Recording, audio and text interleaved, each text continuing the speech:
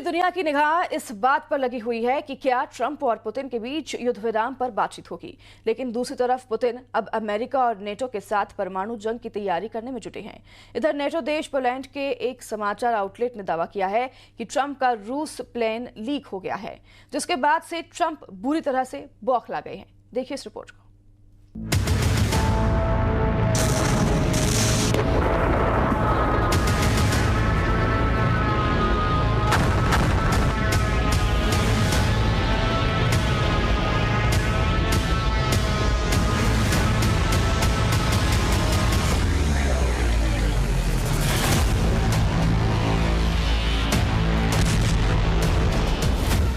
पलटी ट्रंप की बाजी, परमाणु जंग की तैयारी।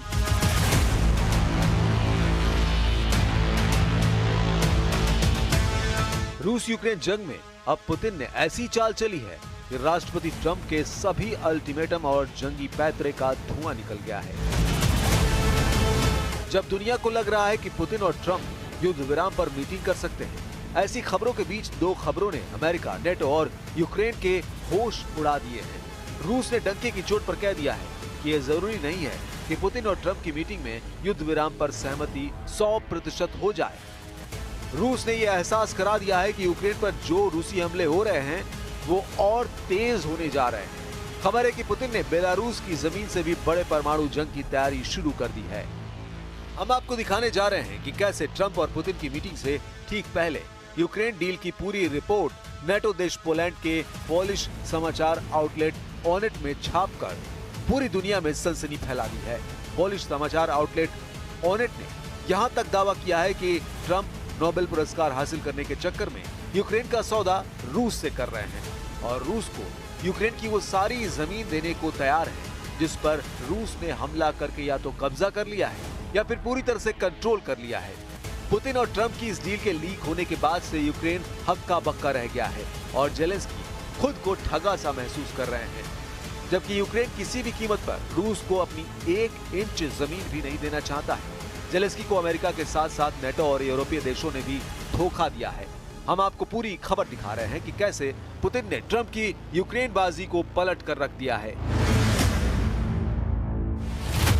पुतिन ने पलटी बाजी, परमाणु जंग की पूरी तैयारी।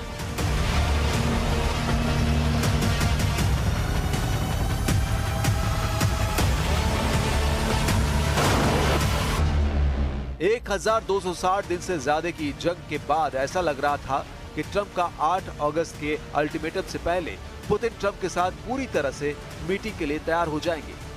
लेकिन अब खबर है कि पुतिन ने ट्रंप के साथ मीटिंग को लेकर बहुत ज्यादा जल्दबाजी नहीं दिखाने का फैसला किया है। खबर तो ये भी है कि पुतिन और ट्रंप की मीटिंग यूएई यानी संयुक्त अरब अमीरात में हो सकती है, लेकिन अभी तक ट्रंप के अल्टीमेटम खत्म होने से पहले रूस की तरफ से मीटिंग को लेकर कोई बड़ा दावा नहीं किया गया है।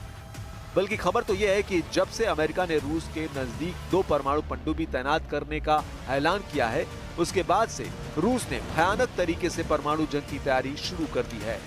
खबर है कि रूस ने बेलारूस में अपने एटमी हथियार को हाई अलर्ट पर रख दिया है, जबकि उत्तर कोरिया को लेकर दावा किया गया है कि रूस उसके परमाणु हथियारों को आधुनिक बनाने में मदद कर रहा है, जिससे दक्षिण कोरिया के साथ साथ जापान और अमेरिका भी खौफ में आ गए हैं।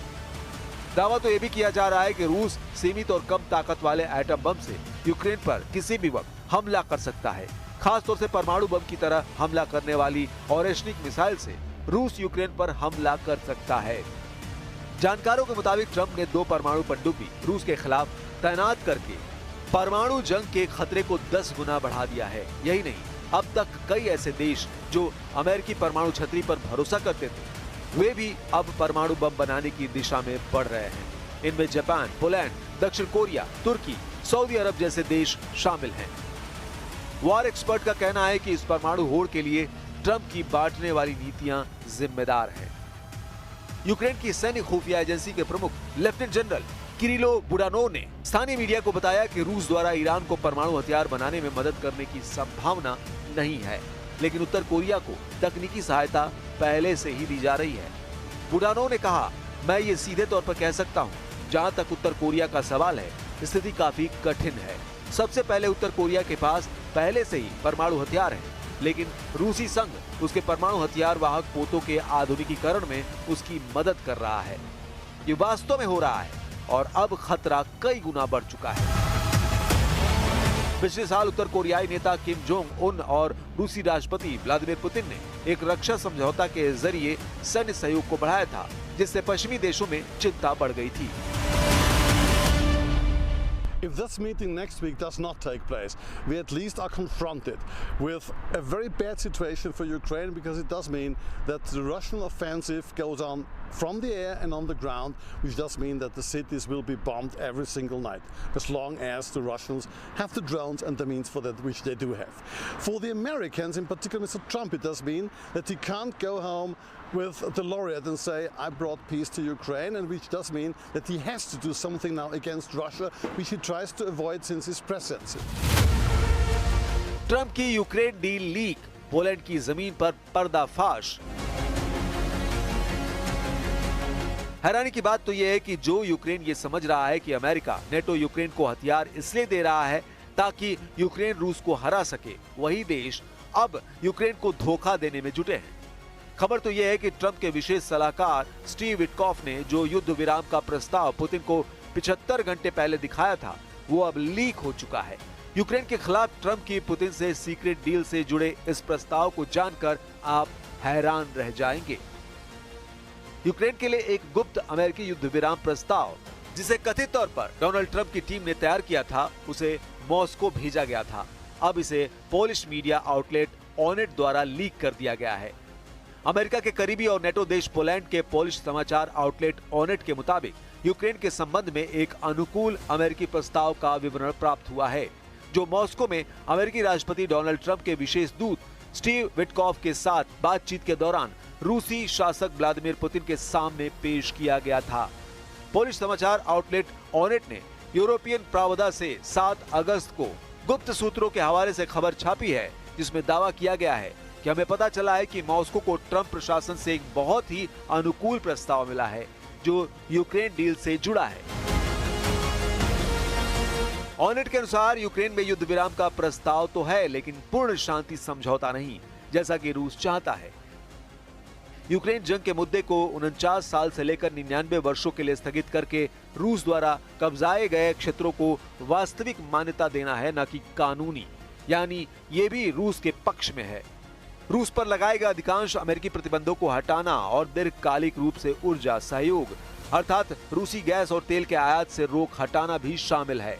हालांकि इस प्रस्ताव में कथित तौर पर नेटो विस्तार के विरुद्ध कोई गारंटी शामिल नहीं है, जो मॉस्को की लगातार मांगों में से एक है।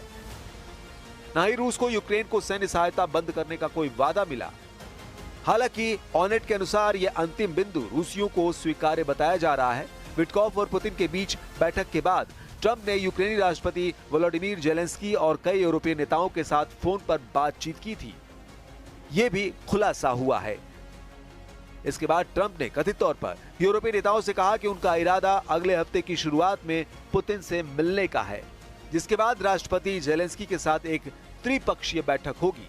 बाद में क्रेमलिन ने पुष्टि की कि रूस और अमेरिका इस बात पर सहमत हुए हैं कि पुतिन और ट्रंप आने वाले दिनों में मिलेंगे।